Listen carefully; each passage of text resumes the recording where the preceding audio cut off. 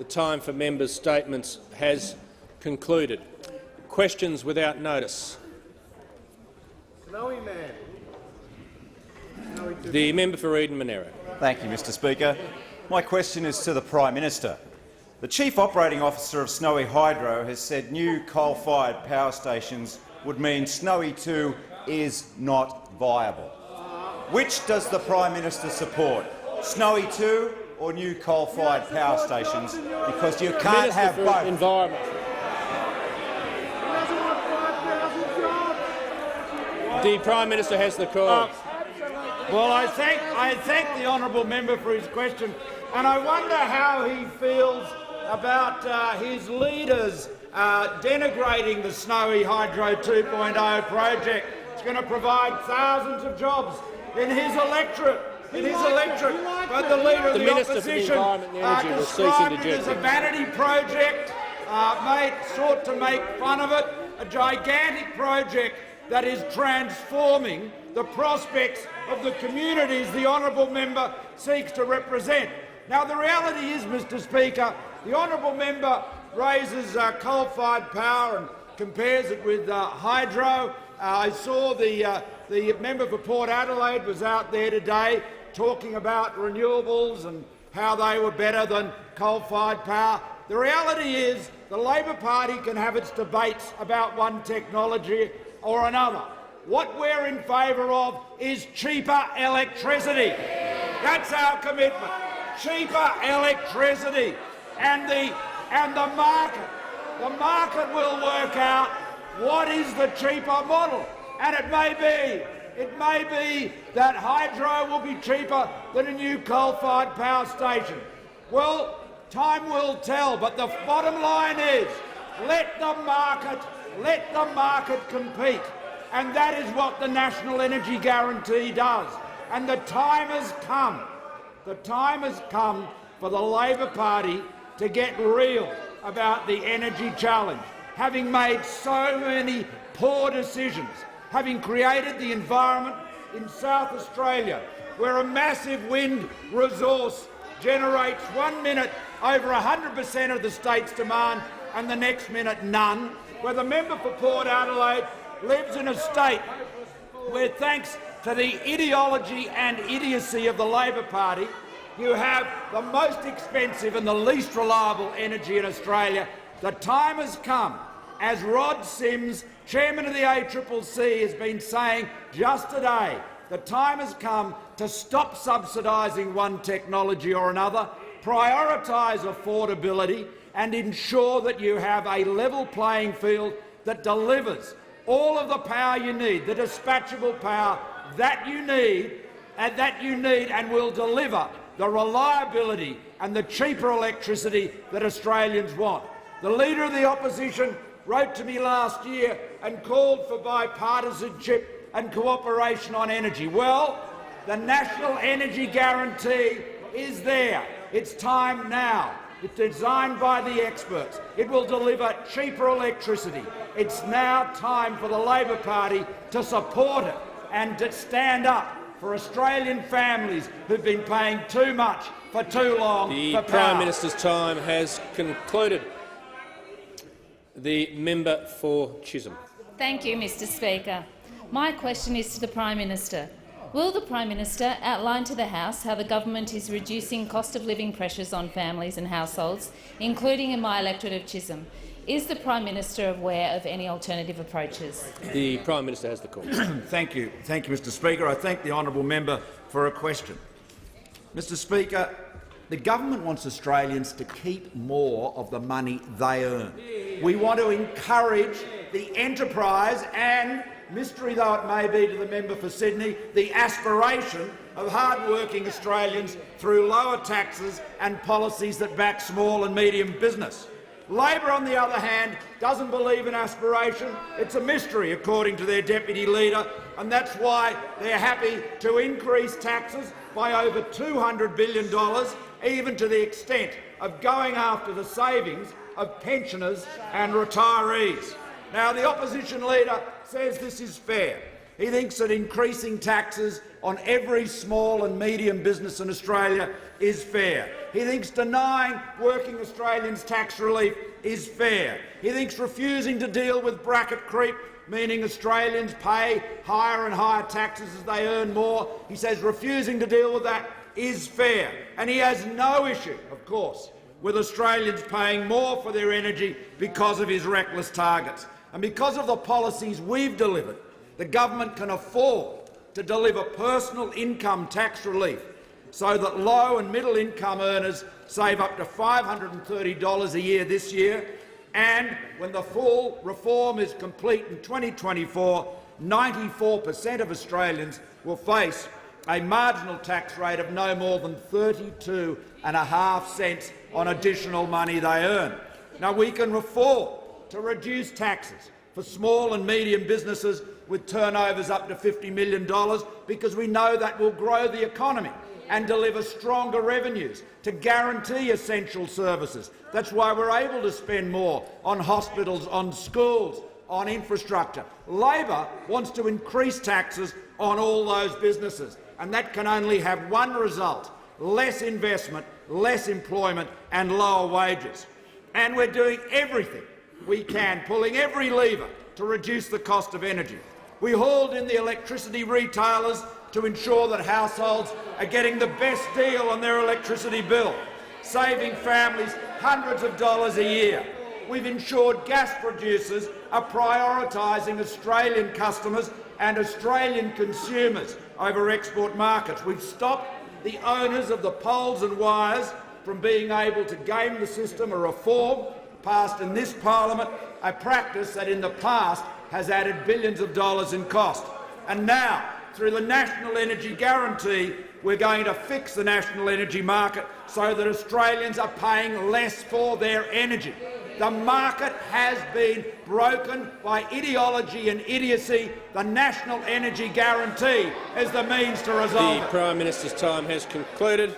Members on both sides, the Leader of the Opposition. Thank you, Mr Speaker. My question is to the Prime Minister. Less than a year ago, the Prime Minister said, and I quote, "We have no plans to build a coal-fired power station." Now, having no plans is one thing, Prime Minister, but will the Prime Minister rule out spending any taxpayers' money building coal-fired power stations, yes or no? The Prime Minister has the floor. I thank the honourable member for his question, and, Mr Speaker, I'm amazed that the Leader of the Opposition is going to turn his back on all of those coal miners that are represented by his colleagues opposite. Apparently they're involved in a shameful business, and people that work in coal-fired power stations, members on my right, according to the Leader of the Opposition, are involved in a shameful business. The Leader of the Opposition has got to get out of this ideological trap set for him by the Greens and get on the side of hard-working Australian families and ensure they have lower power bills. Mr Speaker, recommendation number 4 of the ACCC report would provide government support for any form of new firmed or dispatchable power, regardless of its technology, as long as it's not being delivered or built by one of the big gentailers. It would add to competition, greater supply and lower prices. It has been welcomed around the country.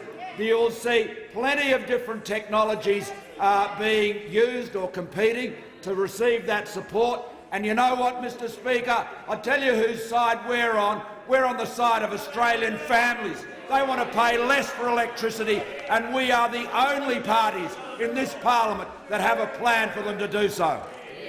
The member for Bonner. Thank you, Mr Speaker. My question is to the Treasurer. Will the Treasurer update the House on how the government has acted to ensure Australians and Australian businesses keep more of the money that they earn so that they can create more opportunities for themselves? Is the Treasurer aware of any high-taxing alternative proposals?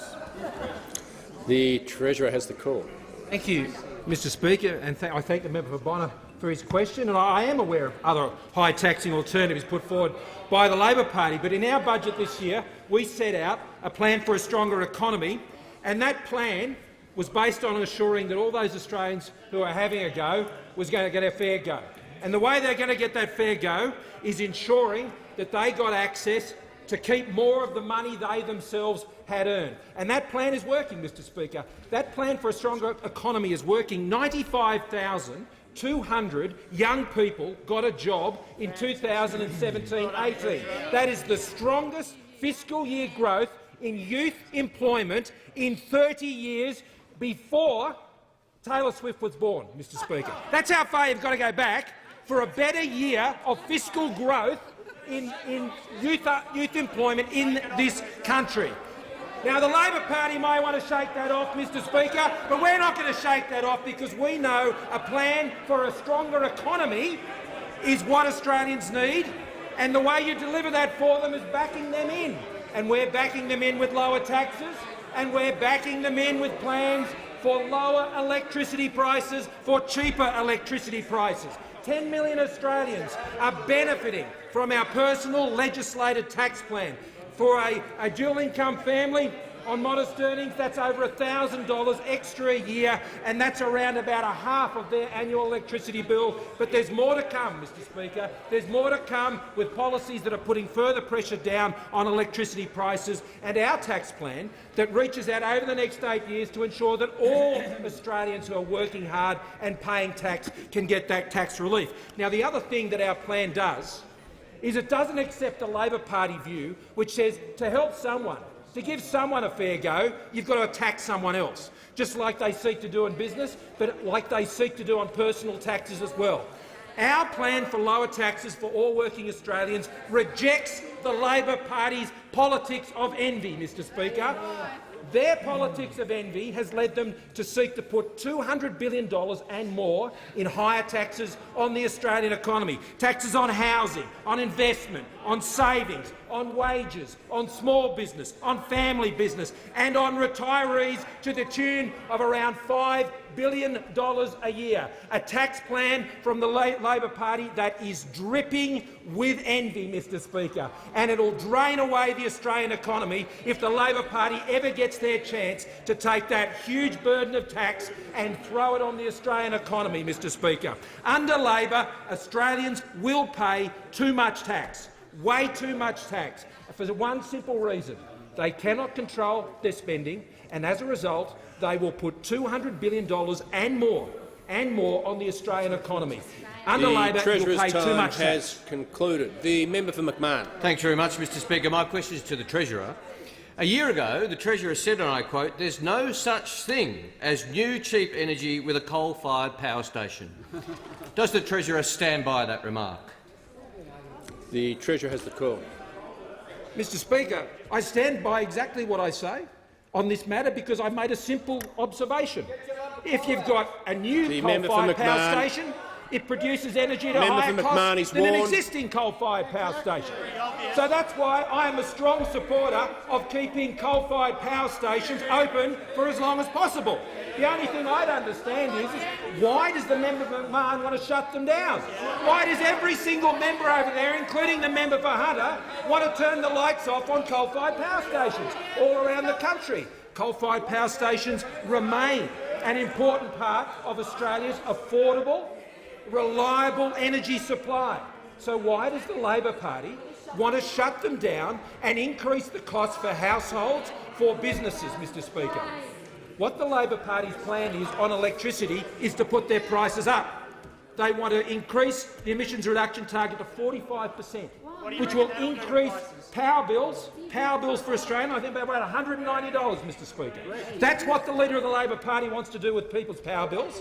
What the Labor Party wants to do with power bills for businesses is force their business prices up because they have no plan to deliver affordable, reliable energy. On this side of the House, we have a plan. We have a plan which involves the National Energy Guarantee. We have a plan that is delivered on securing gas supplies for Australia. We have a plan that is delivered on removing the legal loopholes which were being used to drive up power prices. We had a plan to get rid of the carbon tax, and we got rid of the carbon tax, the one that you said you'd never introduce, and that's exactly what they did, Mr Speaker. When it comes to electricity prices, you can't trust Labor because under Labor you will always pay more for everything. Just before I call the honourable member for Denison, I would like to inform the House that joining us in the gallery this afternoon is a parliamentary delegation from Ghana. On behalf of the House, I extend a very warm welcome to you. And I call the member for Denison. Speaker, my question is to the Prime Minister. Prime Minister, there's been a meningococcal outbreak in Tasmania with 6 cases, 1 fatal. These infections are preventable, but currently the Commonwealth limits funding for the ACWY vaccine and doesn't fund the B vaccine at all. Prime Minister, will you fix this and fully fund both vaccines so that everyone, not just the wealthy, can be protected against this horrid disease? And please, Prime Minister, will you meet personally with Erica Burley, who was left legally blind by meningococcal B and who is in the gallery today? She and her friend Casey Johnston are the driving force behind a campaign for the B vaccine to be put on the National Immunisation Program schedule. The Prime Minister has the call. Thank you, Mr Speaker. I thank the honourable member for his question, and I look forward to meeting with Erica and Casey if they have time to do so after question time. I want to assure the honourable member that the government makes decisions about vaccines based on the advice of the independent experts. We don't play politics with this issue, and I'm not suggesting the honourable member is, but it's very important that we do so with the right science. I think he'd understand that. Now, when the independent experts recommended that we add meningococcal AC, W and Y vaccines to the National Immunisation Program for infants up to 12 months of age, we did. And when it comes to vaccines for adolescents, for meningococcal AC, W and Y, this is the quadrivalent vaccine, we're taking action. We're working with vaccine manufacturers towards a vaccine program that will apply for adolescents. Now, since April, we've been negotiating with a sponsor to make this vaccine broadly available in accordance with the recommendations of the experts. It's a very important step to make sure the vaccines meets the Pharmaceutical Benefits Advisory Committee's rightly strict cost-effectiveness criteria. The Advisory Committee also considered another brand for meningococcal ACWY last month, and we await the outcome on that. Now, to date, the Advisory Committee has not recommended the meningococcal B vaccine on the National Immunisation Program.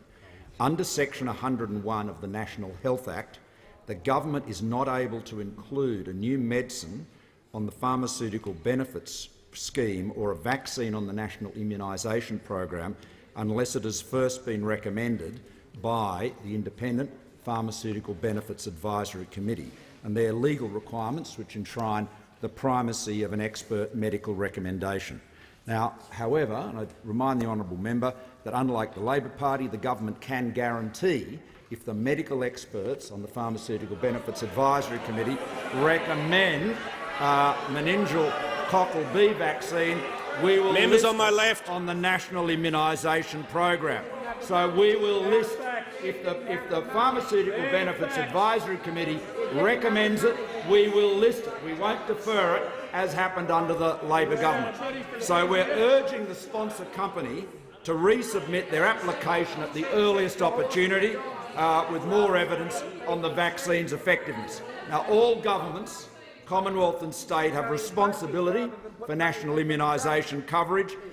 States rightly play a critical role in ensuring state-based vaccination programs are in place to help protect the wider community from the spread of disease, and across the country states are administering the ACWY vaccine programs for at-risk cohorts, from school-based programs for adolescents to the free vaccination clinics set up in Tasmania this month. And I can assure the honourable member that we will, and I know all honourable members will understand the importance of this, we will all remain vigilant and proactive in our joint efforts to combat the spread of these preventable diseases and keep our communities safe. The member for Flynn. Thank you, Mr Speaker. My question is to the Deputy Prime Minister, the Minister of Infrastructure and Transport.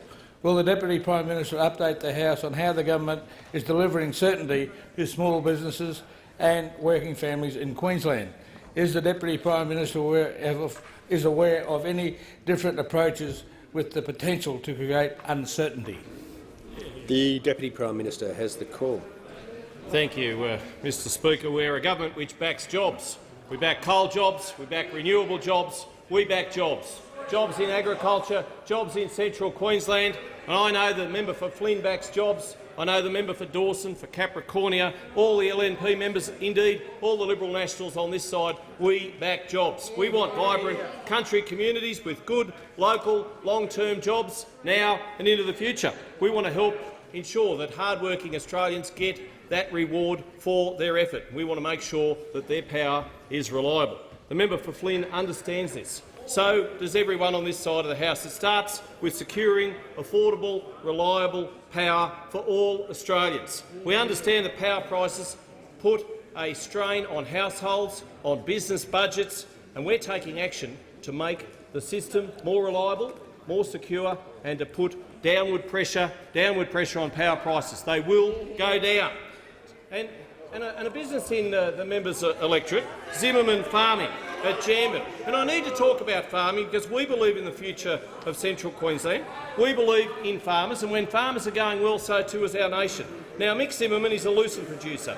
He wants to take the opportunity. He wants to take the opportunity to help our drought-stricken farmers, and we're certainly getting on board. And I know all the parliament wants us to help our drought-stricken farmers. That's why we've changed the farm household assistance measures. That's why we've put mental health relief in. That's why we've put more rural financial counsellors so they can sit around a kitchen table with farmers, with their partners. We don't want to, as the member for Hunter suggested last week, tell farmers how they can farm, where they can farm. We want farmers to have their own destiny. We want to make sure that they have their own destiny. The member for Hunter should listen more to the member for Patterson, who last week spoke glowingly about coal, and he should listen less to the member for Shortland over there. They should pay more attention to the member for Patterson, who really said that there was a future for coal in this country. But there's also a future for jobs. There's also a future for lower power prices, and it comes with the National Energy Guarantee. Now, Mick Zimmerman, he wants to be able to produce more lucerne. He's a fantastic bloke. He says that he's scared to irrigate because of the cost of electricity.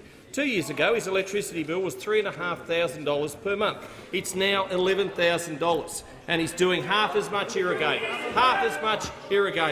Small businesses such as these, they can't afford Labor's South Australian experiment, like the member for Port Adelaide over there described it as a hiccup. Well, it's not a hiccup. That's what we'll have. The blackouts will continue. The blackouts will continue if the member for Maribyrnong ever becomes Prime Minister.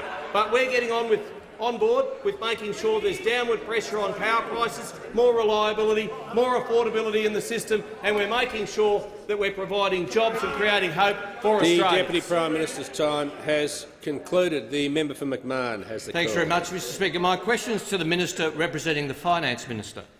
Mr Speaker, a few moments ago in the Senate, when the Finance Minister was asked whether the Treasurer is correct when he said there is no such thing as new cheap energy with a coal-fired power station, the Minister for Finance replied he was correct at that time. Mr Speaker, if even the Finance Minister won't stand by the Treasurer, how can the Treasurer retain any credibility? The Treasurer has the call. But to collect myself, Mr Speaker, from that withering assault, what I'm surprised by is that the Shadow Treasurer has no clue at all about energy policy whatsoever. He has no idea that if you build a new Healy plant, then the cost of that and capitalising that means that the cost of that is going to be higher than an existing plant right now. It's simple economics. Simple economics. I commend to the member to actually read up a bit on this topic, because we haven't heard from him much on this topic on energy policy, Mr Speaker. What we've heard a lot about from the member for McMahon, though, is higher taxes.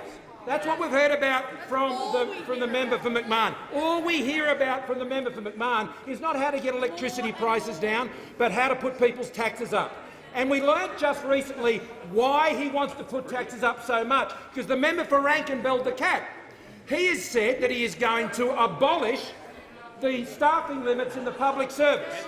So higher taxes for more desks in Canberra, not more desks in schools, but more desks in public service offices right here in Canberra. Higher taxes for more public servants, Mr Speaker. And then he had this other brainwave. He's going to abolish the efficiency dividend to increase efficiency, Mr Speaker. The Treasurer resume his seat. The Treasurer concluded his answer. That's good, because he drifted off the topic of the question. The member for Wright has the call. Thank you, Mr Speaker. My question is to the Minister for Environment and Energy. Will the Minister update the House on how the government is putting in place a national energy policy which will bring down prices, increase reliability for hard-working Australian households and businesses, and would different suggestions achieve the same success? The Minister for the Environment and Energy. Thank you, Mr Speaker, and I thank the member for Wright for his question. And he is committed to driving power bills down for Australian families in the electorate of Wright and across Queensland and across the country. And indeed, with his support today and our colleagues, the National Energy Guarantee is one step closer, and it will help drive down the Australian family's power bill by $550 and even more so for businesses, Mr Speaker.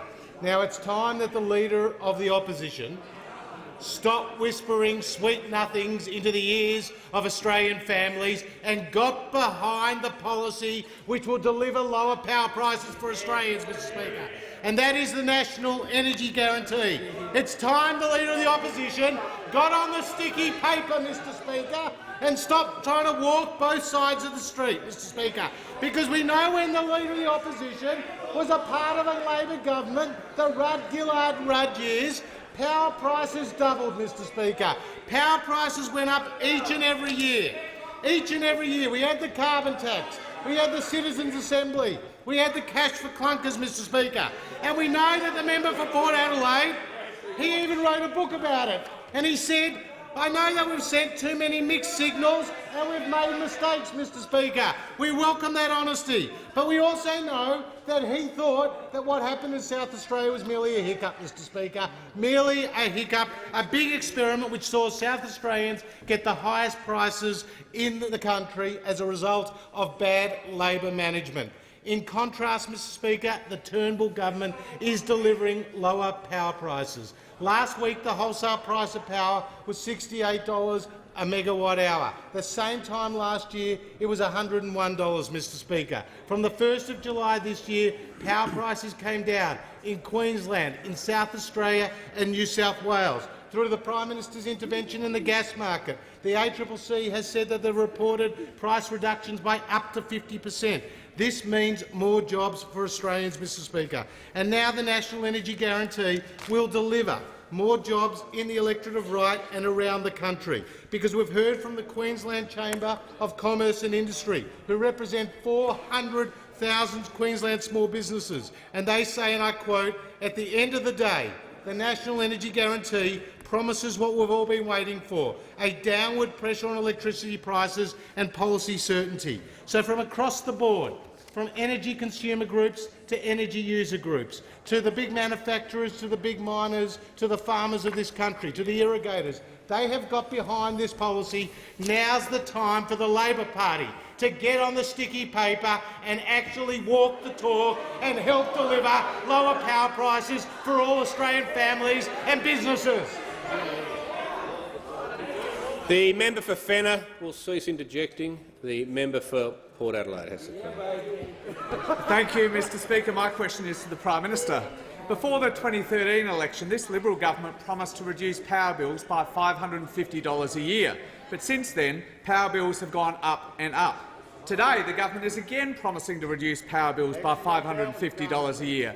Why would Australians trust any promise this government makes about lower power bills? Promises which the member for Warringah, the former Prime Minister, described today as merchant banker gobbledygook. The Prime Minister has the call. Thank you, Mr Speaker. Mr Speaker, the honourable member is no doubt very familiar with an organisation called the Labor Environment Action Network. Lean, it's an interesting society. The member for Rankin is Lean's Queensland patron, and the member for Watson Member for is Rankin. Lean's New South Wales patron. I assume the member for Port Adelaide is Lean's South Australia patron. And of course, Lean, or the Labor Environment Action Network, said on the 1st of August 2018, they said the truest thing said at the Clean Energy Council conference was, and they quoted, this is what they think is true, the truest thing that was said: high prices are not a market failure, they're proof of the market working well. So, really, Minister for the Environment. so the member for Rankin, the member for Watson, they should take the member for Port Adelaide with them, door knocking, and when people complain about high prices, they should say, don't you worry about that. This is proof that the market is working well. I mean, really, that is what the Labor Party is all about. Mr. Speaker, we're determined to ensure that we deliver more affordable and reliable power for Australians, and we are putting the policies in place to do that. The National Energy Guarantee is one of them, but it is not the only one. But right across the board, you've seen support for this policy from one industry group or another, all of them. The Prime Minister will resume his Australian seat. Prime Minister resume his seat. The Minister for the Environment and Energy will just cease interjecting. He's far too loud. The member for Gellibrand on a point of order. Yes, point of order, Mr. Speaker. Is Merchant Banker Gobbledygook in order? No, and you leave under 94A. The member for Gellibrand will leave straight away, or I'll name him.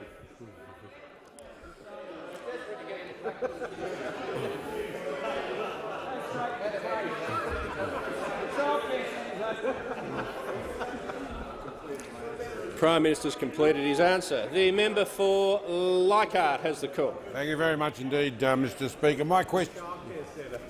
Thank you very much indeed, Mr. Speaker. And my question is to the Treasurer. The mic's not on, I don't think. Just move a bit closer if you can. The member for Leichhardt has the call. Thank you very much indeed, Mr. Speaker. My question is to the Treasurer. We got it on the third time round. Will the Treasurer update the House on how the government's energy policy will encourage the investment needed to support growth in the Australian economy and reduce the cost of living pressures? And is the Minister aware of any other opinions? The Treasurer has the call. Thank you, Mr. Speaker, and I thank the member for Leichhardt for his question. The Turnbull government is committed to cheaper electricity prices. As the Prime Minister just reminded us, the Labor Party thinks the mark of good energy policy is higher electricity prices, Mr. Speaker.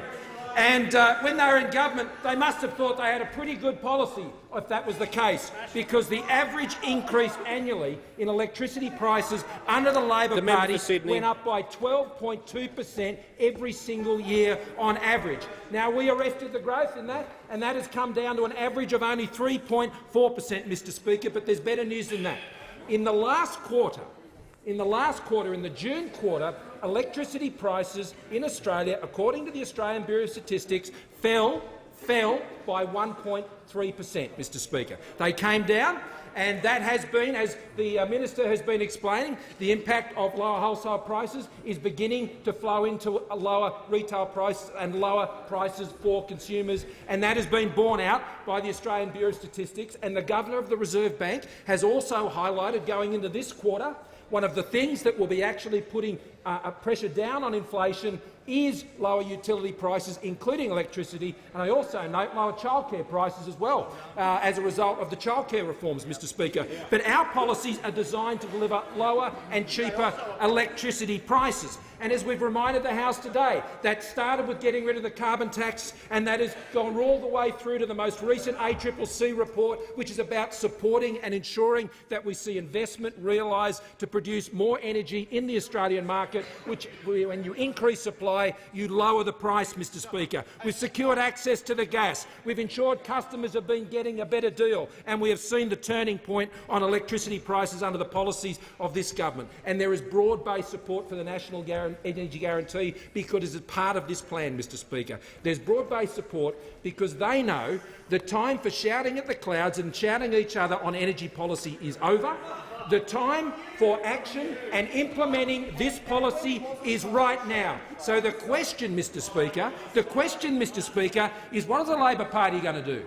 Are they going to play politics, or are they going to support Australians who don't want to choose between affordable, reliable and sustainable policy?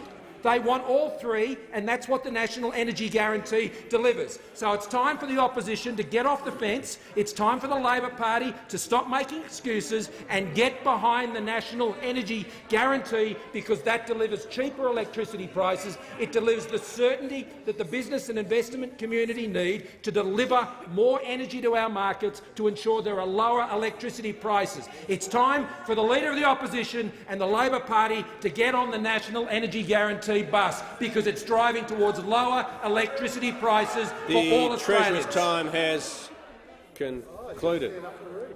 The member for Macquarie. Herbert, sorry.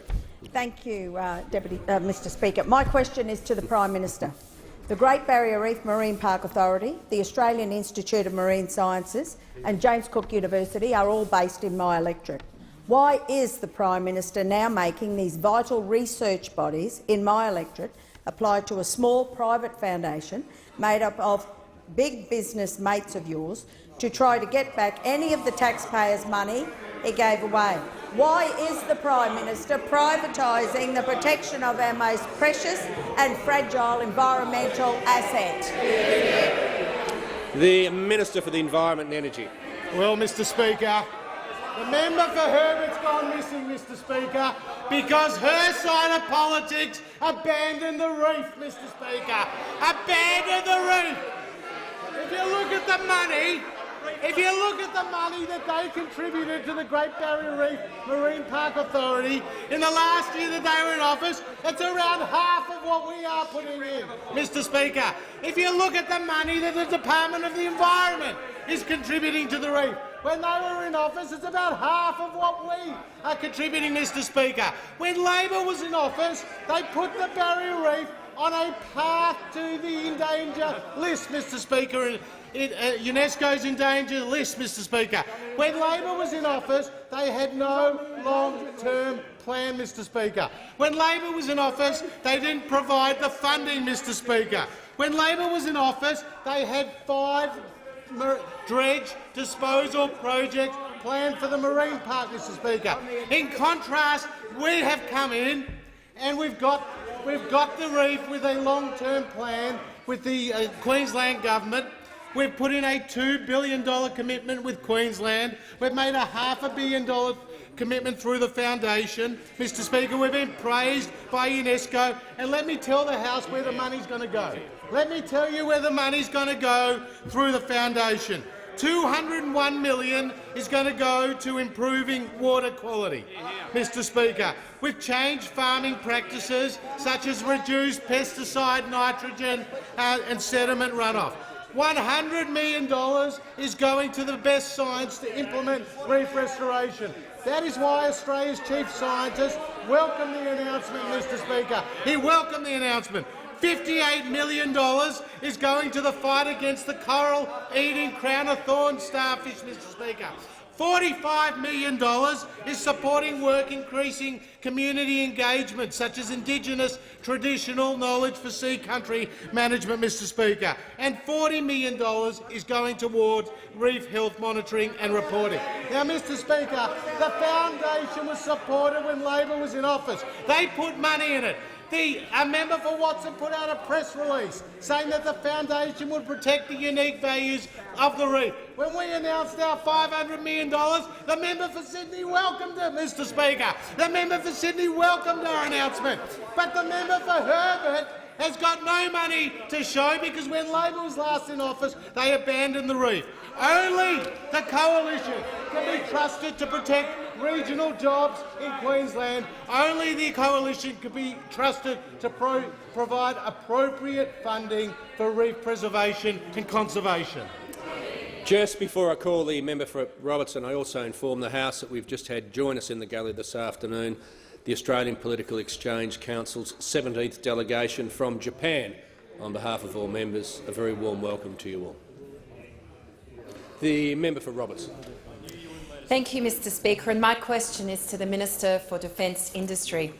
Will the Minister update the House on why the government's commitment to providing reliable and affordable energy is creating certainty for the defence industry? What are the consequences for industry of following a different approach? The Minister for Defence Industry. Thank you, Mr Speaker. And I thank the member for Robertson for her question, Mr Speaker. Mr Speaker, for the domestic defence industry to thrive, we need power prices coming down, not going up. And the National Energy Guarantee will do just that, Mr Speaker. The National Energy Guarantee, plus the other measures the government has already introduced, will see energy prices coming down for households by $550 and for businesses the wholesale price coming down by 20%.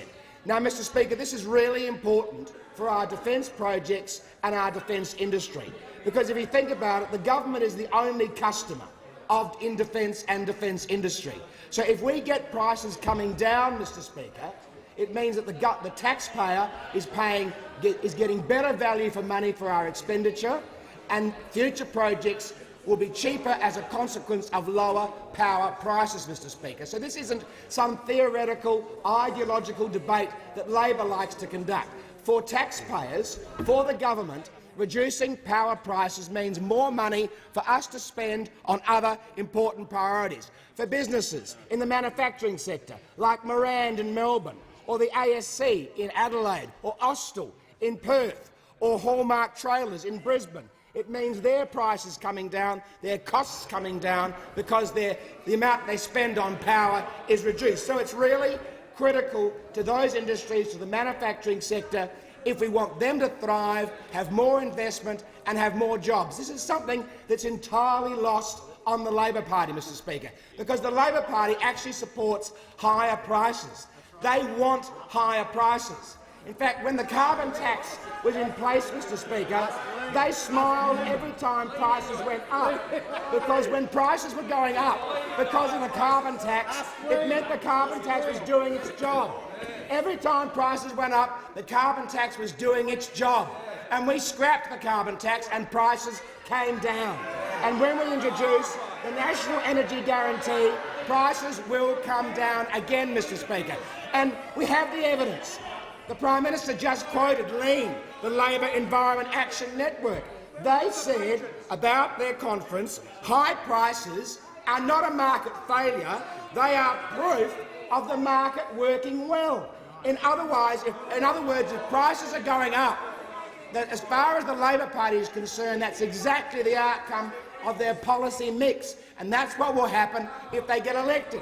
See, the problem with the Labor Party is that they think Australia should be more like the Shire in The Hobbit, Mr Speaker. They think we should all be living like Bilbo Baggins in our turf houses, smoking our reed pipes, sitting in front of our fireplace with the smoke curling out of the chimney of our hearth. No economy, no industry, no primary industries, partying all the time. Who is going to pay for it? The reality is only this side of the House can deliver lower power prices, jobs and growth in the economy. The member for Griffith. Yes, thank you, Mr Speaker. My question is to the Prime Minister. Is the Prime Minister aware that after he offered the Great Barrier Reef Foundation almost $500 million of taxpayers' money, it held a chairman's panel weekend at a Hamilton Island resort which reportedly charges more than $2,000 a night, with an itinerary featuring sunset drinks, a bonfire on the beach and transfer to the yacht club?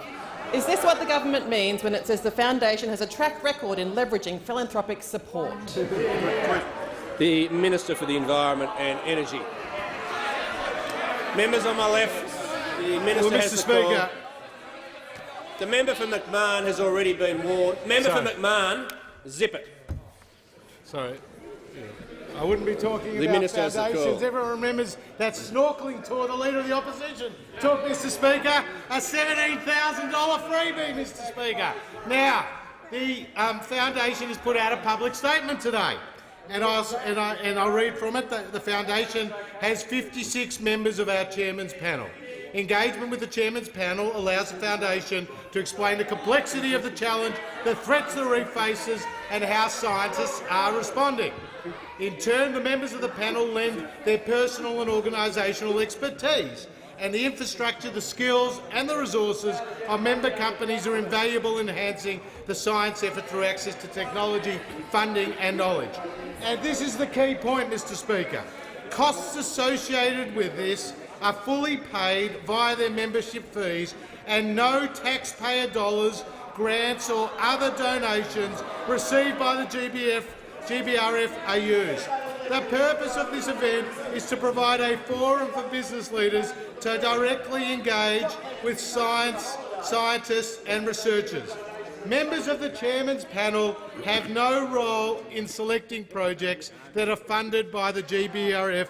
Project selection and oversight is the responsibility of the International Scientific Advisory Committee. So, Mr Speaker, at the end of the day, and this is the final bit, the Foundation's Independent Scientific Advisory Committee, with many professors and people with doctorates and leading experts in the field, is made up of leaders of research and management of the reef, including the Great Barrier Reef Marine Park Authority, the Australian Institute of Marine Science, the University of Queensland, James Cook University and CSIRO. And, Mr Speaker, that is why on the day we announced $500 million investment in the reef, that the chairman of the Great Barrier Reef Marine Park Authority described it as a game changer. That is why the day we announced this record investment, the head of the tourism operators in the reef and surrounding areas said it would underpin regional jobs in Queensland, Mr Speaker. And that is why Australia's chief scientist, when we announced the $500 million, said this was a great day for science. This was a great day for the reef. So the Labor Party is trying to cover up the fact they were absent when they were in government in supporting the reef. In contrast, we have put money on the table, we are funding the experts and we are help protecting jobs and the reef. The member for Dawson. Mr Speaker, and my question is to the Minister for Trade, Tourism and Investment. Will the Minister update the House on how the government's policies are driving growth in our vital tourism industry, including in the Whitsundays? And is the Minister aware of any threats to this growth and to tourism jobs? The Minister for Trade has the call. Thank you very much, Mr Speaker, and I thank the member for Dawson for his question, because he is particularly passionate about Australia's tourism industry and has a very good understanding about the importance of the jobs for the 600,000 Australians that are employed in the tourism industry and the significant contribution in particular his electorate makes. And I note, Mr Speaker, that across his electorate he's got around 5,300 people that are employed in 1,500 businesses in the tourism industry. And each of those businesses is creating an opportunity for an Australian to be able to secure a job and to service the needs of a diversified regional economy like his. And this government is backing in Australia's tourism industry. We're providing record funding to Tourism Australia, and as a consequence we've seen record numbers of tourists staying for a record length of time and spending a record amount of money. Those are records that this side of the House can be proud of, that's helping to deliver the jobs and growth that all Australians are looking for. And you'll be pleased to know, Member for Dawson, that across the 3 regional tourism areas that your electorate represents, there have been some 446,000 international visitors who spent around $323 million. But the fact is, Mr Speaker, that if we're going to ensure that Australia's tourism industry continues to go from strength to strength, we have to back it through sound policy. And one of the most important factors that we can use to back Australia's tourism industry is through sound energy policy, because every tourism operator every hotel, every small business relies on reliable and cheap energy to be able to ensure they have a robust future. And in that respect, the Australian Hotels Association noted that energy is one of the most important inputs that they have. And in fact, when you consider Labor's alternative and the policy that's put forward, the Shadow Minister for Tourism likes to run around and talk about protecting Labor's legacy when it comes to climate policy. Well, what is Labor's legacy? Labor's legacy on climate change is a carbon tax. Labor's policy going forward is to reintroduce a carbon tax, an industry we know as best exemplified by TTF, who described the carbon tax that Labor last introduced as being a job-shedding policy. Labor's approach will just ensure that there are fewer opportunities for Australians to be employed in Australia's tourism industry in the future. The simple fact is this: the only real emissions that the Leader of the Opposition wants to reduce are the emissions that are coming from the member for Grayndler, and thankfully his emissions have been snuffed out. The member for Griffith. Thanks, Mr Speaker. My question is to the Prime Minister. I refer to the Prime Minister's previous answers and also to the Minister's previous answer. Is the Prime Minister aware that guests at the Chairman's panel weekend were warned that, and I quote, "There will be no buggy parking at the helipad"? Every day, this almost $500 million lump sum payment becomes increasingly ridiculous. When will the Prime Minister demand the funds be returned so that they can be properly managed by government agencies? The Leader of the House on a point of order. Mr Speaker, the member— Members on my left. The member prefaced her question with she referred to the Prime Minister's previous answer. The Prime Minister didn't answer the question that was answered by another minister. Clearly out of order.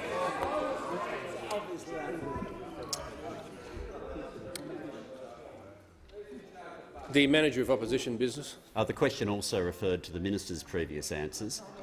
If the Leader of the House is wanting to claim that the Prime Minister hasn't given answers today, that's his business. I'm going to be very generous. The Leader of the Opposition makes an inarguable point. The Prime Minister did not answer a question on the matter. He may have been asked one and he referred it to the Minister for the Environment. So I'll allow the member for Griffith a chance to rephrase the question. Kind of you, Mr Speaker. I suspect it— I'm sorry? I said it's very kind of you, Mr Speaker. Thank you. That's okay. You said something else. Okay. Let me be blunt. I'm being generous. I'll give you a chance to rephrase it because I suspect you're suffering from the fact it was drafted before question time. Thank you very much, Mr Speaker. My question is to the Prime Minister. I refer to the earlier answer. Is the Prime Minister aware that guests at the Chairman's panel weekend were warned that, and I quote, "There will be no buggy parking at the helipad"? Every day, this almost $500 million lump sum payment becomes increasingly ridiculous. When will the Prime Minister demand the funds be returned so that they can be properly managed by government agencies? Prime Minister has the call. Thank you, Mr Speaker. I refer the honourable member to the previous answer by the Minister for the Environment and Energy. I can understand the shock of unfamiliarity that the honourable member has to learn that members of the Chairman's panel, according to the statement from the Foundation, paid for their own accommodation. That would fly in the face of many great traditions of the Labor Party, not least that practised by the Leader of the Opposition, whose latest reef trip was paid for by Geoffrey Cousins. The member for Forrest. Thank you, Mr Speaker. My question is to the Minister for Foreign Affairs. Will the Minister update the House on how the government's plan for a competitive and resilient economy is an important part of our foreign policy agenda? What are the risks associated with alternative approaches? The Minister for Foreign Affairs has the call. Thank you, Mr Speaker, and I thank the member for Forrest for her question. She is a champion of small and medium enterprises and businesses in her electorate. Mr Speaker, Australia is facing an increasingly competitive world. We're more economically integrated, there is greater interdependence through technology and global supply chains. The Australian economy is strong under coalition policies. We've created an environment that has seen a record number of 1 million jobs since we came into government, and 1,000 new jobs are being created every day. And we are the fastest growing economy in the OECD at 3.1% per annum. We are the fastest growing. And we're in our 27th consecutive year of uninterrupted economic growth. But none of this can be taken for granted. And that's why the coalition government has an economic plan to keep Australia's economy strong and resilient. Mr Speaker, in recent meetings with foreign ministers during the winter break, the issue of business competitiveness was a key theme, backing the private sector to create job opportunities in countries around the world. Indeed, at our foreign and defence ministers' meetings in the UK and in the US, global economic security was a key theme. The new Foreign Secretary of the UK, Jeremy Hunt, and the US Secretary of State Mike Pompeo both spoke of the global trend to reduce taxes around the world, reducing taxes and backing the private sector so that companies in their countries and, of course, in ours, can compete on a level playing field. The United States has a tax rate now of 21% for businesses. The UK has a tax rate for businesses of about 19%, going down to 17%. That's why the coalition's government's economic plan is to lower taxes for business, to drive electricity prices down, to pursue free trade agreements for new markets so that we can compete on the world stage. I'm asked if there are any risks. Oh yeah, there are risks, and they are the sheer lunacy of the Labor Party's thinking on taxes and costs. The Labor Party believes in higher taxes, in fact $200 billion of extra taxes. What does that do for Australia's competitiveness? $200 billion in extra taxes. They want to increase taxes on small and medium enterprises with a turnover under $50 million. We just won't be able to compete. And Labor, we find, believes that higher electricity prices is a sign of market success. No one in the world believes that higher electricity prices makes you more competitive. That's why the coalition is backing Australian workers, backing Australian business, because that means more jobs across the country. The member for Sydney. Thank you, Mr Speaker. My question is to the Prime Minister.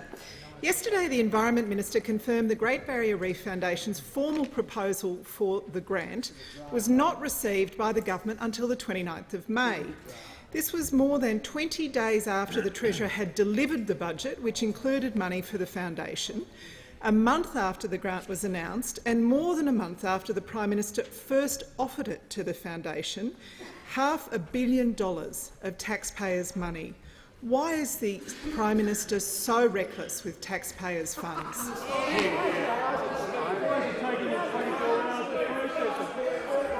The Minister for the Environment has the call. Mr Speaker, I'm surprised I let the member for Sydney ask this question, because the day we announced the funding, the member for Sydney welcomed it, Mr Speaker. Welcomed it. And it's going to create jobs in the member for Herbert's electorate, Mr Speaker, in the member for Flynn's electorate, Mr Speaker, in the member for Dawson's electorate, Mr Speaker, in the member for Leichhardt's electorate, Mr Speaker, in the member for Capricornia's electorate, Mr Speaker. That is why we have invested $500 million in the Great Barrier Reef on top of the $2 billion we have contributed through the Reef 2050 plan with Queensland, Mr Speaker.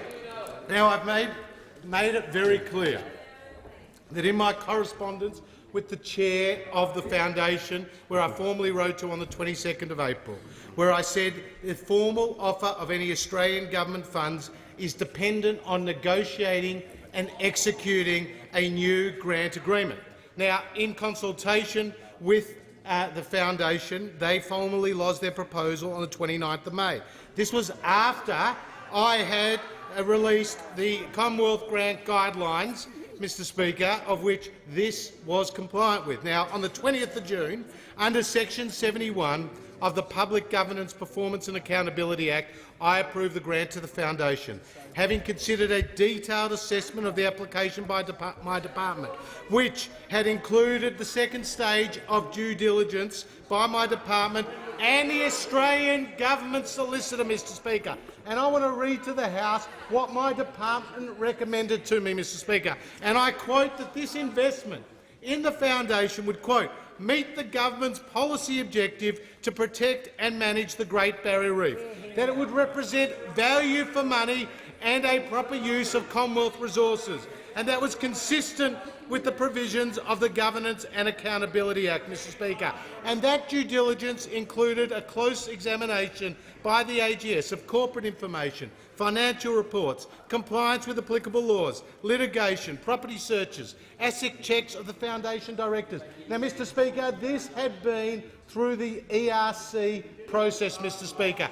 This was money put to work with the reef, with our scientists, with our farmers, with Indigenous communities to underpin regional jobs and the 64,000 jobs that depend on the Great Barrier Reef, Mr Speaker. So there we have it. The Labor Party only want to obstruct, only want to criticise, because when they were in government, they abandoned the Great Barrier Reef. The member for Tangney. Thank you, Mr Speaker. My question is to the Minister for Home Affairs. Will the minister update the House on the benefits of a strong and consistent border protection agenda? Is the minister aware of any ideas that would jeopardise our border security? The Minister for Immigration and Home Affairs. Well, thank you, Mr Speaker, and I thank the honourable member for his question. This government has worked every day to fulfil our election promise, and that was that we would restore order and that we would secure our borders. We have done that, Mr Speaker, but the problem is that the people smugglers have not gone away. The threat has not disappeared, as we're seeing in the Mediterranean at the moment. People are drowning at sea, trying to get to Europe. People are in Indonesia, about 14,000 people at the moment in Indonesia who are waiting to get onto boats. At the moment they won't give over money because they don't believe that under this government they will get to this country. Now, we've turned back 33 boats over the course of Operation Sovereign Borders, Mr Speaker, and we've disrupted over 70 ventures. So we've stopped boats leaving ports. We've been able to work with intelligence and law enforcement agencies across the region to thwart those attempts to bring people, innocent men, women and children, by boat to our country. Now, Mr Speaker, what people know is that under this government there will be a consistency, that our purpose will be very clear, and we are going to continue with the plan because we know that it works. We know that it has taken a long time to clean up Labor's mess, where tragically 8,000 children went into detention under Labor. They established the processing centres on Manus and on Nauru. And, Mr Speaker, I'm pleased to update the House that we have so far been able to remove 1,106 people from Manus and Nauru that Labor put on to Manus and Nauru. It includes, Mr Speaker, over 300 people to the United States, and we are working day and night to make sure that we get people off Manus and Nauru as quickly as possible. Now, what's interesting here is the contrast, Mr Speaker, with the Leader of the Opposition. The Australian public knows this Leader of the Opposition quite often doesn't tell the truth. Now, Mr Speaker, his whole background is littered with examples. He was a union boss promising workers better rights, but what did he do when he was a union boss?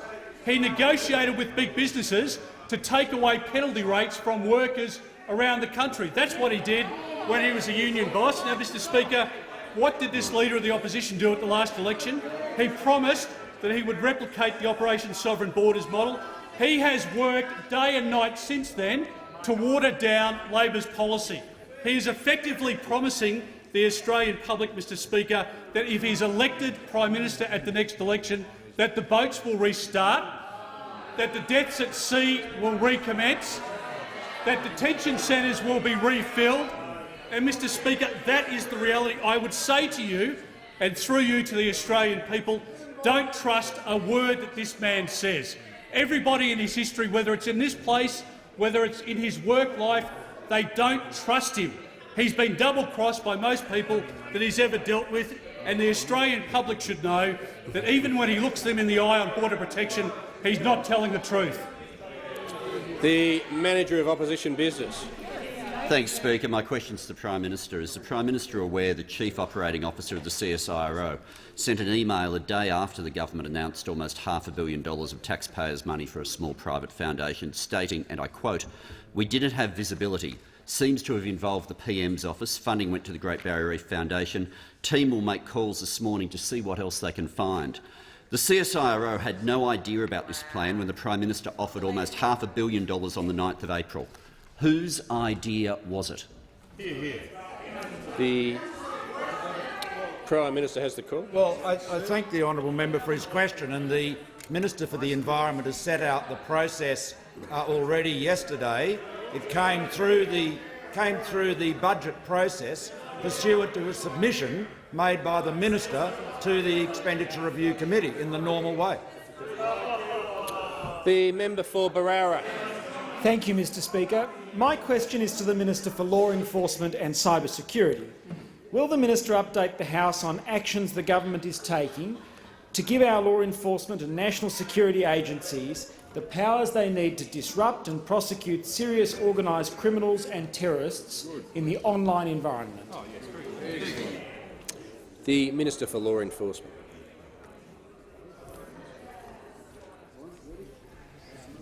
Well, thank you, Mr Speaker, and thank you to the member for Barara for his question and for his ongoing interest in keeping Australians safe and secure. Now, he would know that we have had telecommunications intercept legislation in this country for 40 years. When that legislation was first put in place in 1979, we only had one telco, which had just changed its name from the PMG to Telecom. There were no mobile phones, and the World Wide Web was still a decade away. So, of course, a lot has changed. A lot has changed since then. The number of telcos, the number of connected devices, and even the ways we communicate more generally. Our laws have not kept up.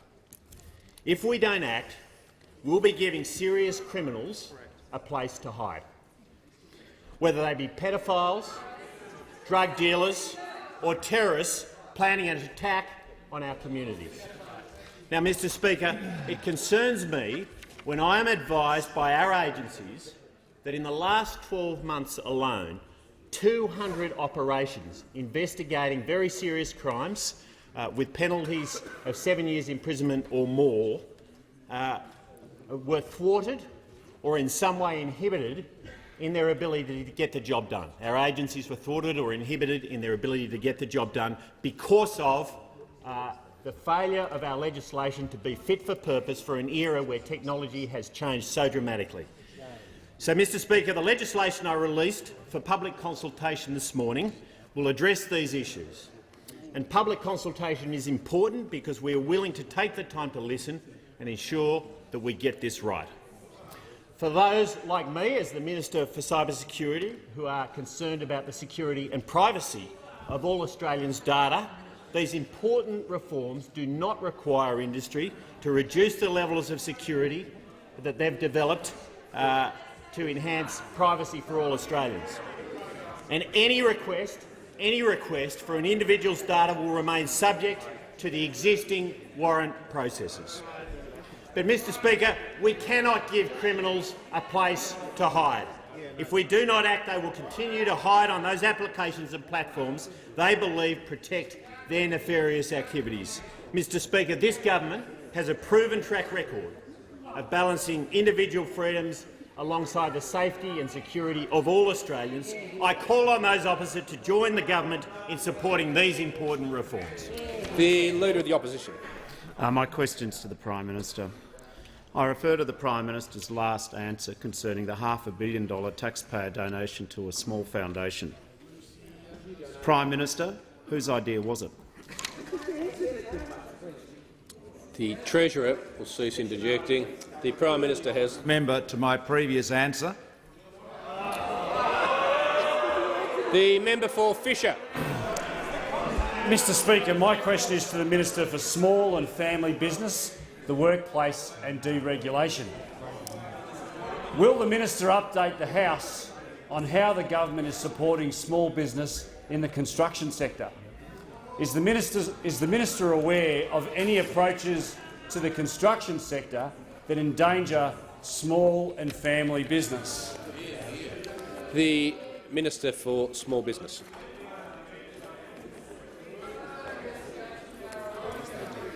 Thank you, Mr Speaker, and I thank the member for Fisher for his question. I note his passion for pre-politics, for construction, as I've said before, a unique combination of barrister and builder, but also his passion since being elected for small and family business. I've had the honour of being in his electorate several times talking with local small and family businesses.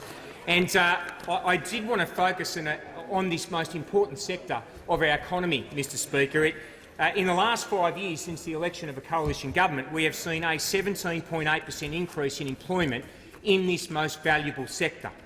Small business growth. The numbers of small and family business operating in the construction sector, a net increase of 21,000 in the last 4.5 to 5 years.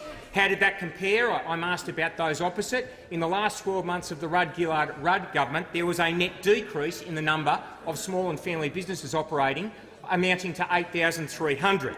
What's been, apart from the economic policies that the Turnbull Coalition government have put in place, what has been one of the key planks to this? It has been the reintroduction of the Australian Building and Construction Commission, the cop on the beat, protecting the 1.2 million construction workers that are employed by over 367,000 small and family businesses, not just in the seat of Fisher but Australia-wide. Protecting them every day from bullying, thuggery and intimidation from the CFMEU.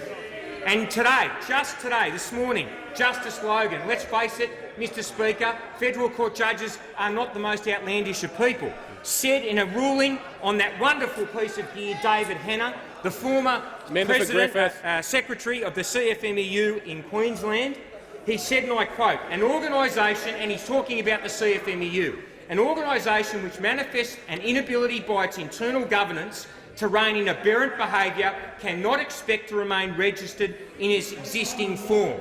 But, Mr Speaker, this organisation, people like David Hanna formerly with it, John Secker, the Victorian president of the CFMEU, this is who the Leader of the Opposition is beholden to. He has done this secret deal with them. Even those on his own front bench do not know what's in it. He should come clean, not tell not just them, but the people of Australia, the small and family business operators Australia-wide. The first order of business, if he's elected, will be to get rid of the Building and Construction Commission that uncovers behaviour like we are seeing today. The CFMEU has 74 representatives currently before courts in some 36 matters. It is who they are beholden to. The Leader of the Opposition owes his position, his seat in that chair, to the support of the CFMEU. He should come out and condemn them for the behaviour that they continue to display on a daily basis. Well, on this side of the House, we will stand with small and family business in defence from this behaviour day in and day out. The Prime Minister. Thank you, Mr Speaker. I ask that further questions be placed on the notice paper. Thank you, Prime Minister.